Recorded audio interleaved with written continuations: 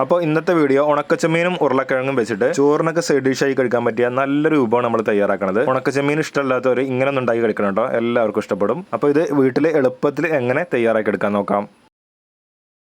അതിനായിട്ട് ഒരു 3 ഉരുളക്കിഴങ്ങ് തൊലിയൊക്കെ കളഞ്ഞ് നമ്മൾ നല്ല കഴുകി വൃത്തിയാക്കി എടുത്തിട്ടുണ്ട്. ഇനി ഇതൊന്ന് കട്ട് ചെയ്തെടുക്കണം. ഇതേപോലെ ചെറിയ കഷ്ണങ്ങളാക്കിയിട്ട് കട്ട് ചെയ്തെടുക്കുക.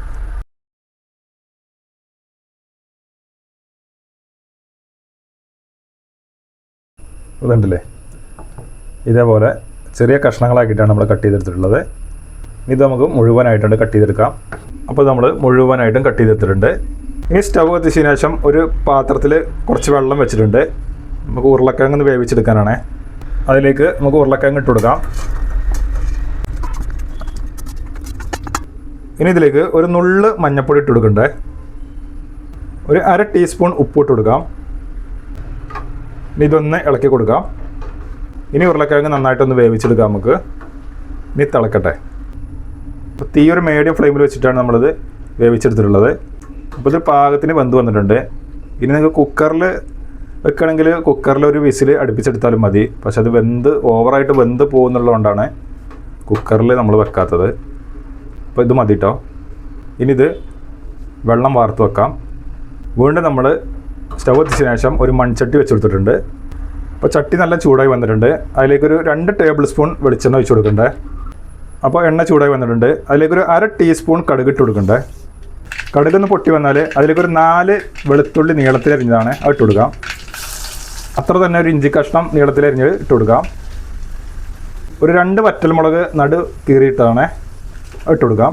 പിന്നെ ഒരു 10ഓളം ചെറിയുള്ളി അരിഞ്ഞെടുത്തതാണ് അത് ഇട്ട് കൊടുക്കണ്ടേ. ഇത് വലിയ ചെറിയുള്ളി കേട്ടോ. കുഞ്ഞ് ചെറിയുള്ളി ആണെങ്കിൽ ഒരു 15ഓളം എണ്ണമൊക്കെ എടുത്തിട്ട് ഇട്ട് കൊടുത്താൽ മതി. ഇനി ഇത് നന്നായിട്ട് മൂപ്പിച്ചെടുക്കാം.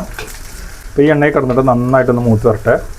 അതോടൊപ്പം തന്നെ വീഡിയോ കാണുന്നവരൊന്ന് ലൈക്ക് അടിച്ച് വീഡിയോ കാണുക. നിങ്ങളെ സപ്പോർട്ട് നിർബന്ധമുണ്ടോ? അപ്പോൾ നമ്മുടെ ചാനൽ ഒന്ന് സപ്പോർട്ട് ചെയ്യുക എല്ലാവരും. അപ്പോൾ യൂട്യൂബിലാണ് കാണുന്നുണ്ടെങ്കിൽ ഒന്ന് സബ്സ്ക്രൈബ് ചെയ്യുക, ഫേസ്ബുക്കിലാണെങ്കിൽ ഒന്ന് ഫോളോ ചെയ്യുക. തീ ഒരു മീഡിയം ഫ്ലെയിമിൽ വെച്ചിട്ട് ഇതേപോലെ ചെയ്തെടുത്താൽ മതി. അപ്പോൾ കരിയാതെ നോക്കണം കേട്ടോ, കരിഞ്ഞു പോകരുത്. അതുകൊണ്ട് ഇങ്ങനെ ഇളക്കിക്കൊണ്ടേ ഇരിക്കുക. മൺചട്ടി ആകുമ്പോൾ നല്ല ചൂടുണ്ടാവും, പെട്ടെന്ന് ചൂടാറുമില്ല. അപ്പോൾ അത് ശ്രദ്ധിക്കണം. അപ്പോൾ ഇത് ഏകദേശം ആയിട്ടുണ്ട്. ഇനി ഇതിലേക്ക് ഒരു 30 ഗ്രാമോളം ഉണക്കച്ചെമ്മീൻ നമ്മൾ നല്ല കഴുകി വൃത്തിയാക്കി എടുത്തതാണ്. ഒരു 30 ഗ്രാമോളം ഉള്ളൂ കേട്ടോ, മതി. അത് ഇതിലേക്ക് ഇട്ട് കൊടുക്കാം. നന്നായിട്ടൊന്ന് മിക്സ് ചെയ്തെടുക്കുക. അപ്പോൾ ഉണക്കച്ചെമ്മീൻ ഈ എണ്ണയിൽ തന്നെ ഒന്ന് നമുക്ക് ചെറുതായിട്ടൊന്ന് വറുത്തെടുക്കാം. തീ ഒരു മീഡിയം ഫ്ലെയിമിൽ വെച്ചിട്ട് കൈ വിടാതെ ഒന്ന് വറുത്തെടുക്കാം. ഇങ്ങനെ വറുത്തെടുക്കുകയാണെങ്കിൽ ഇതിൻ്റെ നല്ല കുത്ത് സ്മെല്ലൊക്കെ ഒന്ന് പോയി കിട്ടും കേട്ടോ. അപ്പോൾ ആ സ്മെല്ല് കാരണം നമ്മൾ അധികം പേരും ഉണക്കച്ചെമ്മീൻ അങ്ങനെ ഉപയോഗിക്കാറില്ല. പക്ഷേ ഇങ്ങനെ ഉണ്ടാക്കിയെടുത്താൽ സ്മെല്ലൊന്നും വല്ലാതെ അറിയില്ല, നല്ല ടേസ്റ്റി ആയിട്ട് നമുക്ക് സംഭവം കിട്ടും കേട്ടോ. അപ്പോൾ ഇതൊരു 3 മിനിറ്റോളം നമ്മൾ ഇതേപോലെ ചട്ടിയിലിട്ട് വറുത്തെടുത്തിട്ടുണ്ട്. അത് മതി കേട്ടോ. ഒരു 1/4 ടീസ്പൂൺ മഞ്ഞൾപ്പൊടി ഇട്ട് കൊടുക്കണ്ടേ. പിന്നെ 1 ടീസ്പൂൺ മുളക് പൊടി ഇട്ട് കൊടുക്കാം. 1.5 ടേബിൾ സ്പൂൺ മല്ലിപ്പൊടി ഇട്ട് കൊടുക്കുന്നുണ്ട് കേട്ടോ. മല്ലിപ്പൊടി കുറച്ച് കൂടുതൽ വേണം. അപ്പോൾ ടീസ്പൂണും ടേബിൾ സ്പൂണും മാറിപ്പോരുത്. പിന്നെ ഒരു 1/4 ടീസ്പൂൺ ഗരം മസാല ഇട്ട് കൊടുക്കുന്നുണ്ട്. അപ്പോൾ ഗരം മസാല ഉണ്ടാക്കുന്ന വീഡിയോ ഞാൻ ചെയ്തിട്ടുണ്ട്, അതിൻ്റെ ലിങ്ക് ഞാൻ ഡിസ്ക്രിപ്ഷനിൽ കൊടുക്കാം. ഇനി തീ ഒരു ലോ ഫ്ലെയിമിൽ വെച്ചിട്ട് ഇതൊന്നങ്ങോട്ട് മൂപ്പിച്ചെടുക്കുക. ആ മസാലയുടെ പച്ചമണമൊക്കെ ഒന്ന് മാറുന്നവരൊന്ന് വഴറ്റിയെടുക്കാം. അപ്പോൾ പൊടികളുടെ പച്ചമണമൊക്കെ ഒന്ന് മാറി വന്നിട്ടുണ്ട്. ഇനി നമ്മൾ ആദ്യം വേവിച്ച് വെച്ച ഉരുളക്കിഴങ്ങ് ഇതിലേക്കാണ് ഇട്ട് കൊടുക്കാം. ഇനി ഇത് നന്നായിട്ടുണ്ട് മിക്സ് ചെയ്തെടുക്കാം. നന്നായിട്ടുണ്ട് മിക്സ് ആയിക്കോട്ടെ. അപ്പോൾ ഉരുളക്കിഴങ്ങ് വേവിക്കുമ്പോൾ നന്നായിട്ട് വെന്ത് പോകരുത്. ഈ ഒരു രൂപത്തിൽ കിട്ടിയാൽ മതി കേട്ടോ. ഒരു പാകത്തെ വേവ് വെന്താൽ മതി, അല്ലെങ്കിൽ ഇതൊക്കെ ഉടഞ്ഞു പോവും. ഇത് നമുക്ക് ഡ്രൈ ആയിട്ട് കിട്ടണം കേട്ടോ. ഇതിങ്ങനെ ഉണ്ടാക്കിയെടുത്താലേ ചോറിനൊക്കെ ഒരു സൈഡ് ഡിഷായിട്ട് ഇത് മാത്രം മതി, വേറെ ഒന്നും ആവശ്യമില്ല കേട്ടോ. നല്ല രുചിയാണ് കേട്ടോ. അപ്പോൾ ഉണക്കച്ചെമ്മീനും ഉരുളക്കിഴങ്ങും കിട്ടിയാലേ എല്ലാവരും ഇങ്ങനെ ഒന്ന് ഉണ്ടാക്കി നോക്കണം.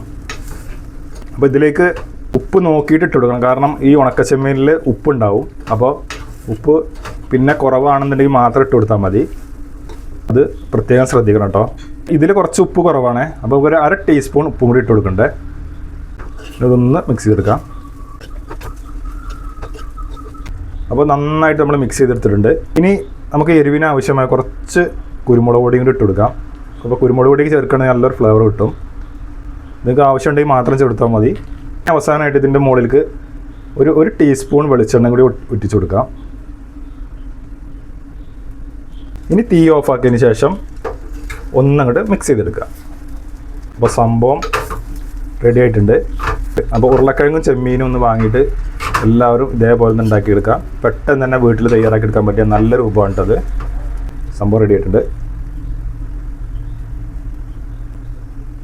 ഇനി നമുക്ക് പ്ലേറ്റിലേക്ക് മാറ്റാം.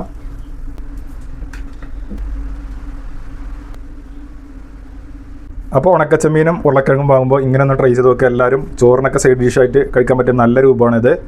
അപ്പോൾ വീഡിയോ ഇഷ്ടമായാലും ഒന്ന് ലൈക്ക് ചെയ്യുക, ഷെയർ ചെയ്യുക, കമൻറ്റ് ചെയ്യുക, സബ്സ്ക്രൈബ് ചെയ്യുക, ഫേസ്ബുക്കിൽ ഞങ്ങളിന്ന് ഫോളോ ചെയ്യുക. ഇനി പുതിയൊരു വീഡിയോ ആയിട്ട് നമുക്ക് വീണ്ടും കാണാം.